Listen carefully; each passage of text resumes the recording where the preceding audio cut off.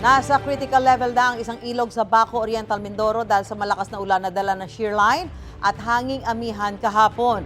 Sa Aborlan, Palawan naman, isang bata ang nasagip matapos tangayin ng baha ang sinasakyang van. Narito ang unang balita.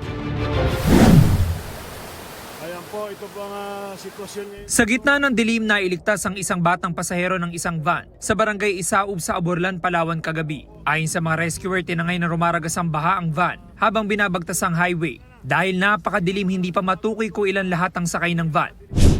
Sa barangay Plaridel, nalunod sa baha ang ilang alagang bibi at kalabaw ayon sa ulat ng Super Radyo Palawan.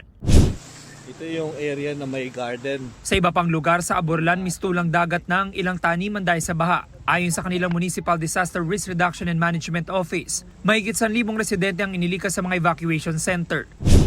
Sa bayan naman ng Nara, halos 900 residente ang lumikas dahil sa baha.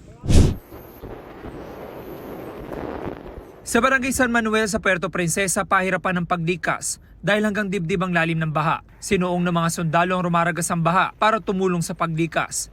Ang ilang bata ay isinakay sa rescue boat ng Philippine Red Cross. Sa barangay Siksikan, gumamit ng lubid ang mga residente para makalikas. Ayon sa Puerto Princesa CDRMO, 9 na barangay ang lubog sa baha at patuloy ang paglikas sa mga residente. Ayon sa Pag-asa, shear line ang nagpaulan sa Palawan kahapon. Sa Baco Oriental, Mindoro, critical level na ang Alag River dahil din sa malakas na ulang dala ng shear line at hanging amihan. Patuloy itong minomonitor ng mga otoridad. Ayon sa MDRMO, may mga barangay ring hindi madaanan ng lahat ng klase ng sasakyan dahil sa malalim na baha.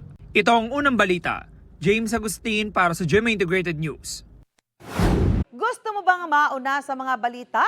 Mag-subscribe na sa GMA Integrated News sa YouTube at tumutok sa unang balita.